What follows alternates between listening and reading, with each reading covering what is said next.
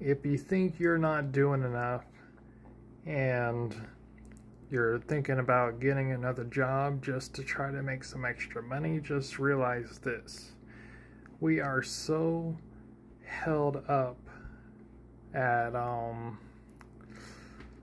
extremely high rate here in America that the prices of everything skyrocketed, and it created a gap in between the very wealthy and the poor.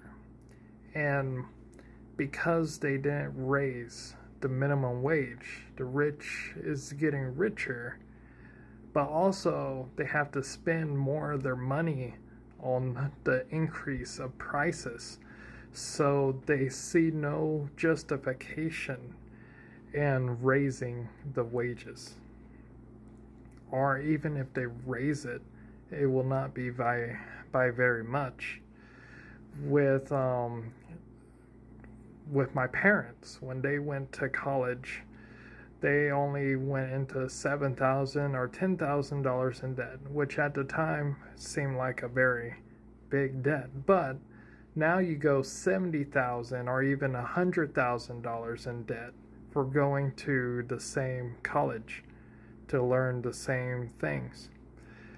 And the wage only increased by a fraction of the amount that it was supposed to in order to sustain everybody.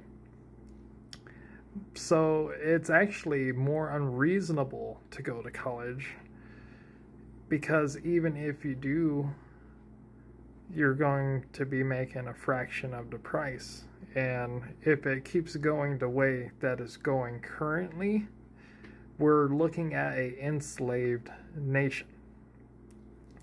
So you're going to see a lot of people fall off and cannot, or should I say, no longer is capable of sustaining themselves, which means the new bill that Trump passed for those who are incapable of taking care of themselves.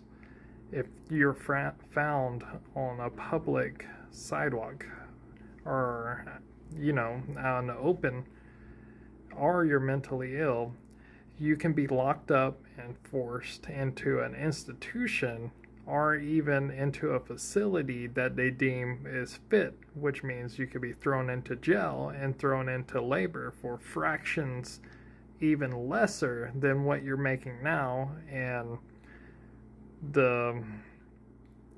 it will take you so long just to earn a Dr. Pepper from their commissary. So it's bad now, but it's definitely worse for those who are locked up. Now, it's heading back to the old days, but instead of it just being a particular group enslaved, it's the entire nation. And this is the old days. So, like when you hear the phrase "Make America Great Again," back then there was slavery. And now the nation has been steadily going towards enslaving its workers to the point to where you're living paycheck to paycheck. And that's lucky if you're living paycheck to paycheck, because if one thing goes wrong, you might be forced to get a loan, and that will sustain you for a little bit. But then you owe even more, and you won't be able to pay it back. So that's not an option. If you feel like getting a loan, figure something else out. Trust me, it's not a good option. It's bad. And ignoring all the problems and the increase of it, because the bill itself isn't necessarily a bad thing when it's helping people. It's a bad thing because we know we're going to be thrown into those positions against our will and be locked up and forced into work. at fractions of the price that we're getting paid now. That's when it's bad. When you have your eye twitch funny, and it's only for one day, but it's enough for them to say you're unable to care for yourself. If you mention something bad, you stutter your words, you're unable to care for yourself. If they just don't like you, or they say you look off, want to come sit down, and basically they're leading you up to you're no longer able to care for yourself. They'll find any excuse. That's when it's bad. That's what people are worried about. So whatever you can enjoy now, enjoy it. I'm enjoying Dr. Pepper, pizza, relaxing, playing some games on the phone. Enjoy it all now, because you don't know when it's all going to be gone, or for any reason you can be locked up, deemed unable to care for yourself, even if everything's gone right.